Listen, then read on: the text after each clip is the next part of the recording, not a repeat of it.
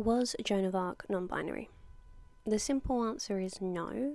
However, it's a little bit more complicated than that. In recent years, there has been a lot of discussion about whether or not Joan of Arc would identify as non-binary if she was living today. And that mostly comes from the fact that she deviated from what we might expect from a traditional medieval woman. She had cropped hair, she wore male clothing, and she led several successful campaigns for the French against the English. She was also tried in 1431 largely for wearing male uniforms and clothing. But does that mean Joan of Arc was non-binary?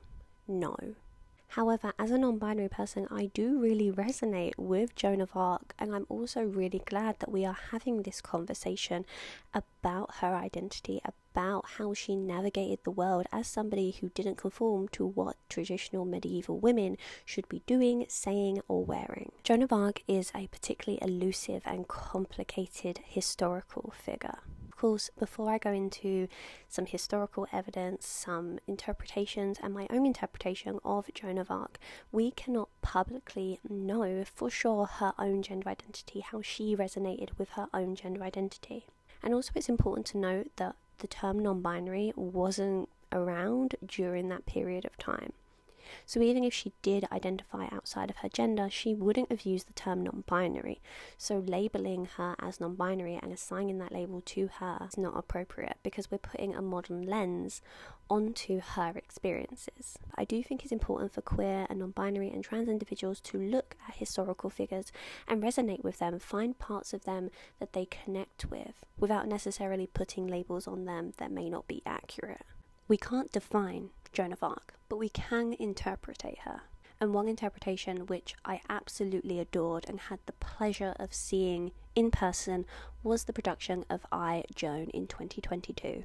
This play, performed at the Globe Theatre, created by Charlie Josephine, was such a beautiful interpretation of Joan of Arc, and specifically her questioning gender identity, her exploration of gender. And in this particular production, Charlie Josephine specifically made Joan of Arc non-binary, using they them pronouns, having cropped short hair, even wearing a binder on stage, because they wanted to explore the what if. What if Joan of Arc was non-binary? What if Joan of Arc is non-binary history?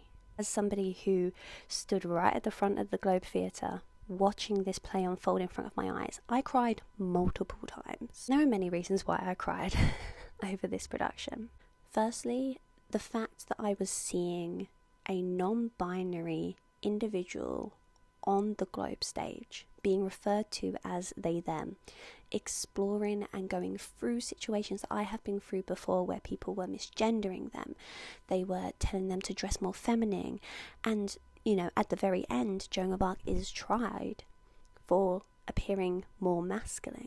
Seeing those experiences depicted on the Globe stage was something that I wish every non-binary and gender questioning, gender non-conforming individual could experience, because it truly just felt like I was finally being seen.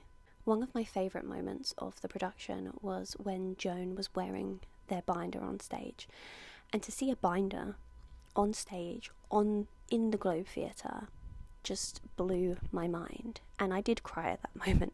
And I think it was really important that not only was this production exploring Joan's non-binariness, but also the actor who played Joan is also non-binary, and the creator is also non-binary.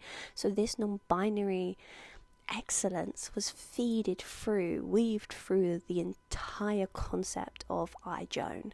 And it really, really resonated with me. And the thing is, it's not like these conversations weren't happening historically.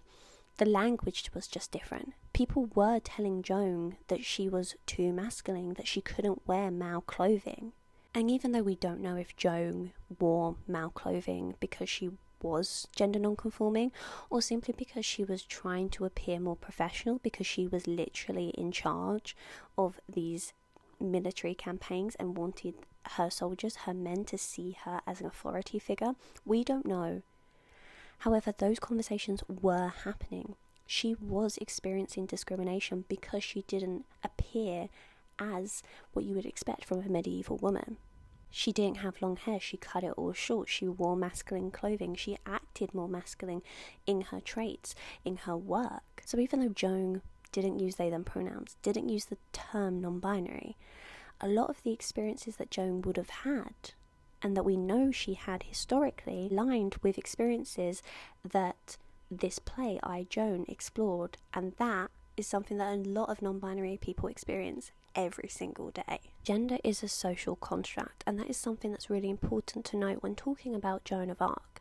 We as a society put in place rules and expectations and stereotypes of what gender should look and be. A great example of that is the fact that historically the colour blue was actually assigned to women and girls because it was seen as feminine and light, whereas the colour pink was assigned to boys and men because it was seen as a strong colour. And then somewhere along the line, the colours switched over, and pink was then for girls and blue was then for boys. And there are so many examples of this throughout history. And that's because gender is a social construct, and society dictates what gender rules are in place at any given time. For we don't know for sure what the gender rules were when Joan of Arc was strolling about. If you look at gender roles historically, they change over time and they are up for interpretation. What we view as masculine now, what we view as feminine now, may be totally different to what medieval individuals viewed masculinity and femininity.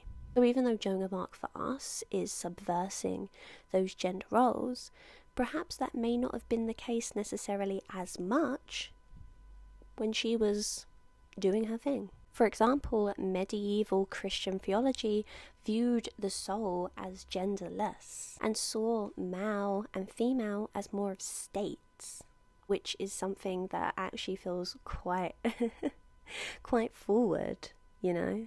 Medieval depictions of virginity, of somebody who was, saving themselves, actually paradoxically wasn't seeing it as someone who was feminine, but someone who was more masculine, because men were supposedly able to, push down their desires for sex. So if somebody was virtuous, they were actually depicted as more masculine. Just one example how gender roles from the medieval ages may not align with how we are viewing gender roles today, or even how we believe gender roles were back then. And that's why it's so fascinating when you consider gender roles and how strict gender roles are for some reason in certain time periods. It's also important to keep that in mind when we are looking back at historical figures and trying to resonate with them, because yes, Joan of Arc was subverting what we would see as traditional feminine, ideals for that time.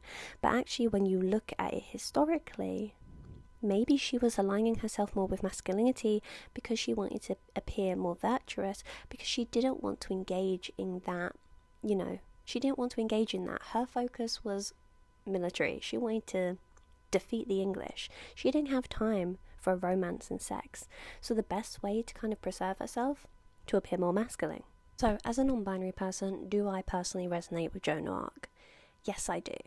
I do resonate with Joan of Arc. I do look at her story. I do look at her experiences, and I see a part of myself. Does that mean I assume she was non-binary? No. Do I think she was some sort of gender questioning, kind of going against the norm? Definitely. But does that take away her womanhood? No. Does that mean that she identified as a woman? Who knows? That is the beauty and also the irony of being a non-binary person and looking back at our history, is that unfortunately, because non-binary identities weren't as discussed, that the label wasn't created until much, much later, it's hard to find historical figures or events that you can see yourself reflected in. So when we do find these pockets of time, these pockets of historical figures that do resonate with us, we grab onto them and we're like, yes, you are now mine, you are part of the non-binary experience. And I'm not saying that's a bad thing. However, it's so important that we don't put labels on historical figures, just like you wouldn't put labels on anyone you saw walking around down the street, because that's not the label that they used and that they identified with. Can we use that historical figure and experiences to resonate with and to reflect on our own experiences as non-binary individuals? Of course we can. Hi, I'm Dee, my pronouns are they, them. I'm a multi-award-winning sex educator and content creator, and you can find more stuff from me across my socials, whether that's Instagram at sexfury with D, my TikTok at sexfury with D, my Substack, which is D Myth, which I release a weekly blog about something sex ed related, my experiences, non-binary history, all of that jazz. Now here on YouTube as well, I want to do some more longer form videos, so if you have any ideas, let me know.